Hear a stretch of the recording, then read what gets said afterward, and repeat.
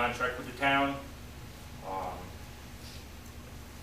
We run off donations in the contract that we have with the town. Some fundraisers, as you folks will see out there. Can you email me your letter to the town? Yes, I can. Thank you. One of the things you want to understand from what the chief just said. This is my assistant chief, Steve Fuller. All right. One of the things that he brought up here, you actually want to thank your lucky stars that you had a cell tower that worked. Yes. The generator running. Because if you did not have that tower, he wouldn't be able to talk to me half the time, and I wouldn't be able to talk to him. Because that tower is what saved The a lot only of piece of things. town we have an issue with is Sampsonville as far as communications right now. Sampsonville is our hardest point of communications from the radio in our firehouse or our cell phones, because the cell service over there just isn't. It's better. I don't know why. It's better, but And that tower was down on that side too. yeah, so- and then that tower went down during the operations, which cut off the little bit we have over there. We lost that too. And we still don't have a landline. No, I know Verizon is working on that stuff, but I can't control that. Sorry. That it?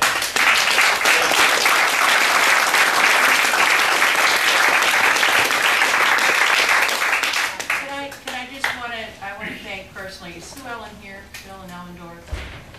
There you are, Sue Ellen. I wanted to thank you very much, and the ladies that were with you at the Olive Bridge Firehouse, for contacting with the home delivered meals.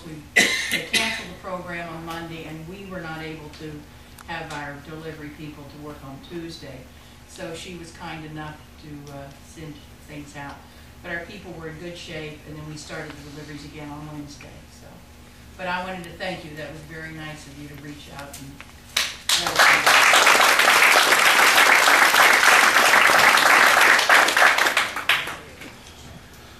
Okay, I'd like to give a little equal time to the police department, if I might. And first of all, Chris and Fuller, I take back to the firehouse that we all appreciate what you guys did and do. I mean, this was just a highlight because it was a hurricane, but you do this stuff all the time. We are aware of that. I just And wanted everybody to see I what we understand. handled in 2 days' time. I understand, but I just personally want to, I'm glad you're there, let's put it that way. Thank you. I have a list of items computer items that have been donated to the town, mainly because of our full-time officer, Barry Cregan, who is a personal friend of the Nicholas Monaco, who happens to own the Monaco computer service in Saugerties and does a lot of the police computers throughout the county. So anyway, he has put together fairly new equipment for us at no cost, and the total price on that is $3,420 if we would have paid for it. So because of our stuff getting a little shaky, he thought it was easier for him. Let's look at it that way. It was a benefit for him. He had the equipment that had been turned into him on his business, and he refurbished it and gave it to our police department. So I think Barry needs a little boost after all these days of running around.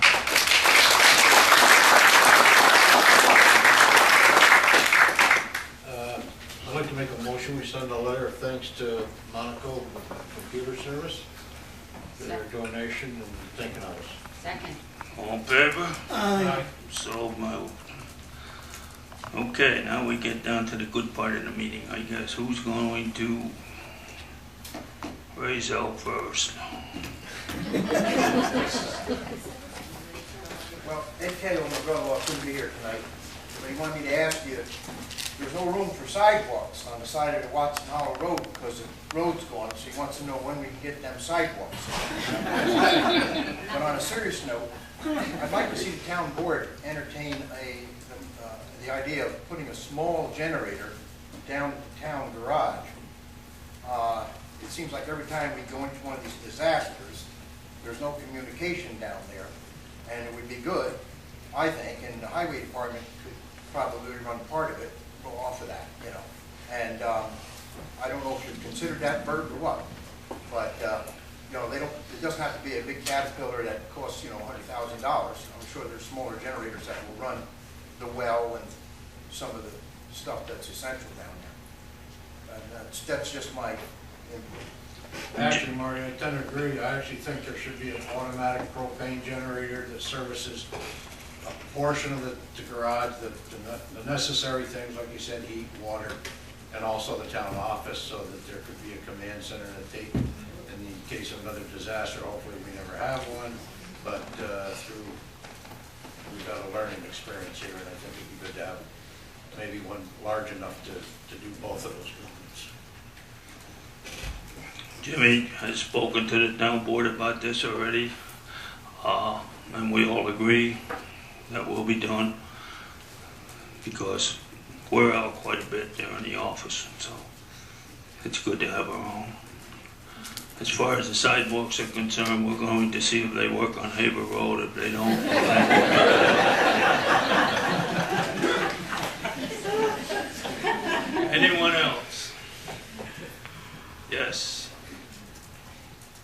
I'm not really a good speaker, but I would like to find out what's going to happen with all the trees that are in the Watson Hollow Road and the creek.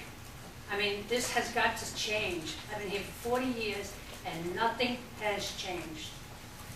And it has to start up at the Peekamoose. They have to be able to get in there. We have to fight the city. I don't know. Somebody has to do something with the city because they're not allowing anybody in there. And that's all good firewood in there that people can use for firewood this winter. And, you know, people have no jobs. So I don't know what's going to happen. I mean, we're losing land like crazy. People are losing their bridges and everything. And our roads. And roads. We're not going to have a road. Watson Hollow. And I know in my heart the city wants that road. That's how I believe. And they would love to be able to get it. But, you know, what are they going to do, buy us all out? So that's what I They're want gonna to drown us all out. I just want to know what's going to happen with those trees, because those trees are right in our yard. We'll find out. First of all, in all due respect, the DEP, they have the jurisdiction from the bridge up to their property line. The ones that aren't letting us go in there is DEC, which is the state. And they have all these funny little agreements, arrangements that we have to abide by. One of them being that the spawning season is going to start in 2 weeks, and God forbid if you're standing there when a trout goes by. I mean, you're going to hear some stupid stuff. That's about it, I guess. But we're doing whatever we can do. We've written and talked and on the phone 2-3 times a day with those powers to be. And I will admit that probably, and I'll take the heat for it, we're second cousins to Phoenicia and Shandaken, and what they did up there. But you also got to remember that, and I don't think there's anybody in this room that can dispute this, Shandaken, and all due respect to these people, I think the supervisor up there did a hell of a job. But they've also been working 2 years to get in that stream. They had all the big shots up here not too long ago. And how the hell are they going to sit in their little offices? I don't want to mention names, but they're all of them, that's from state level right down to federal, that you can't do that. I mean, we were up there, we didn't do nothing, we got to do something. So it happened, and good for Shandaken that it did. As far as we're concerned, we got this, we done as much as they did. The problem is we didn't have a squeaky wheel that wasn't squeaky as theirs, and they had a lot more time to make it squeak. Right now, just before anybody goes home, if you want any FEMA information, there's 2 FEMA gentlemen sitting in the back, standing up in the back there, that will be willing to answer any of your questions. Yes. FEMA will not help anybody clean the stream out. And as the stream jams We know all more that, but and I'm more, just saying, whatever help you may need, or There any is no help questions for from FEMA, FEMA for that. apparently there's a lot of people don't believe anything I've done. I must have been in Florida for the last 3 weeks when I listened to some of you, and I don't think that's Well, I fair think you're either. talking to me, Bert, and so if you want me You to can come get up here and say anything you want. I think that there's a lot to do. And what I offered you last week was to come in and help, to come into the office and help, because it was clear to me that you were overwhelmed.